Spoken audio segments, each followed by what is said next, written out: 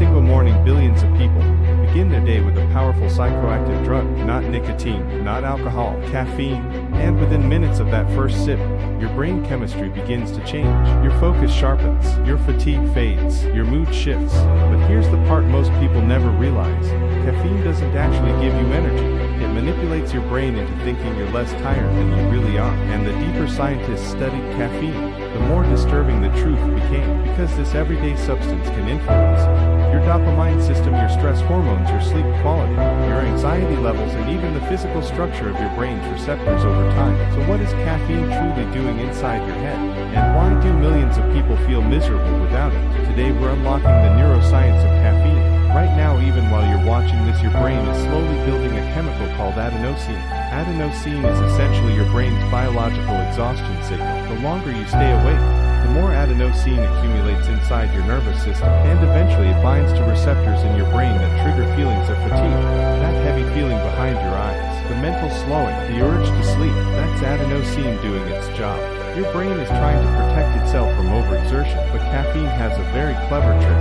Its molecular structure is similar enough to adenosine that it can sneak into the same receptors. Except caffeine doesn't activate them, it blocks them. Imagine your brain's fatigue receptors as parking spaces. Adenosine is the car meant to park there, but caffeine rushes in first, occupying the space, preventing exhaustion signals from being received properly, so your brain temporarily loses the ability to accurately detect how tired you are. That's why caffeine feels powerful, not because it creates energy, but because it silences the neurological signal telling you to rest.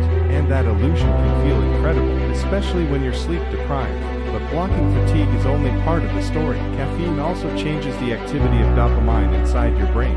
Dopamine is often called the reward chemical, but technically it's more about motivation, drive, anticipation, and reinforcement. When caffeine enters your system, dopamine signaling increases, not to the extreme levels caused by addictive drugs like cocaine, but enough to produce noticeable psychological effects. You feel sharper, more motivated, more alert. Tasks suddenly seem easier to start, and your brain quickly learns something dangerous. Coffee equals productivity. Coffee equals relief. Coffee equals reward.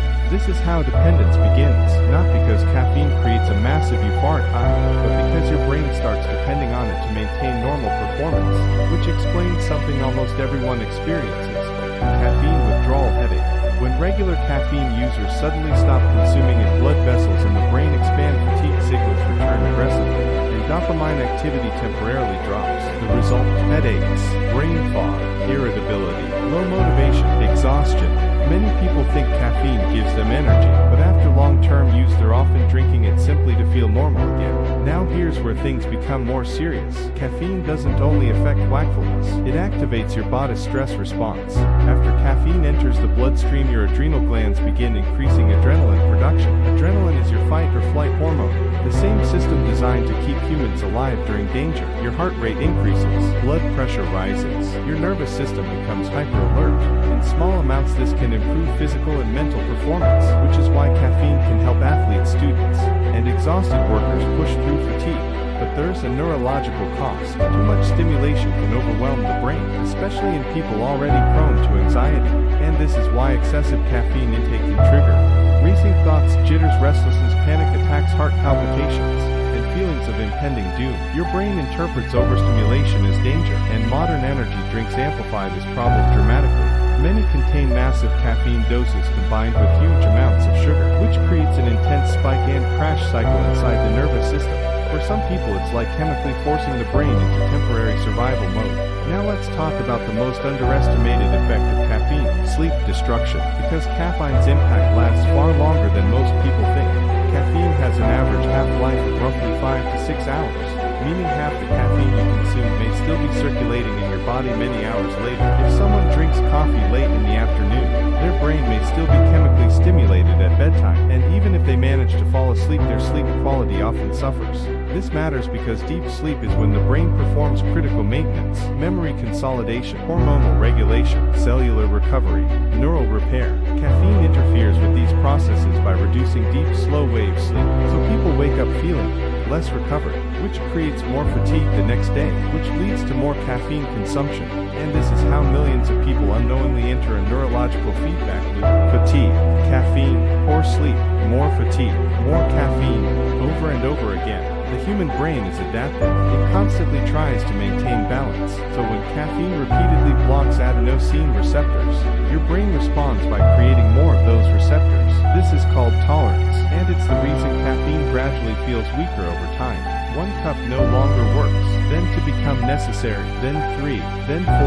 Heavy caffeine users often believe they still receive huge benefits from coffee, but neurologically many are simply avoiding withdrawal symptoms.